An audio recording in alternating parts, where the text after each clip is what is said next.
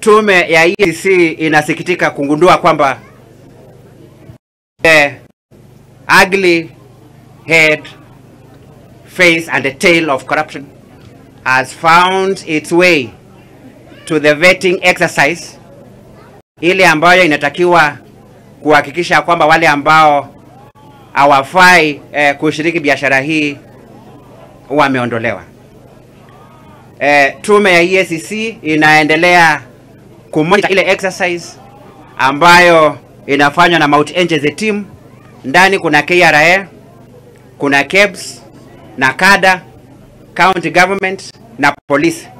Lakini tunapata kwamba baadhi ya wale enforcement officers ambao wanatakiwa kufanya vetting ya bar owners and operators ili wajue yule ambaye anafaa kuendelea ama yule ambaye anatakiwa kucomply, badala ya kufanya kazi hiyo, wengi wao wamengeuza ile vetting kuwa chombo cha kuitisha ongo. In other words, corruption has found its way in the vetting exercise that is supposed to ensure that the licenses for persons who can legitimately operate bars are given to the correct ones.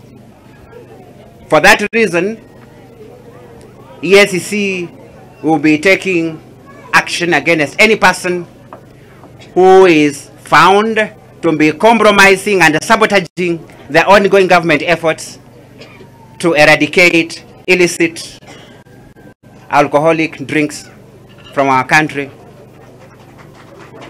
People are forgetting that this poisonous alcohol is so dangerous because it is claiming the lives of our young men and women. It is affecting the health of our people. But the public officials that are supposed to ensure that we get rid of those people are now converting this to an extortion scheme. We will be taking action against those who are involved. Thank you. Father, we love you.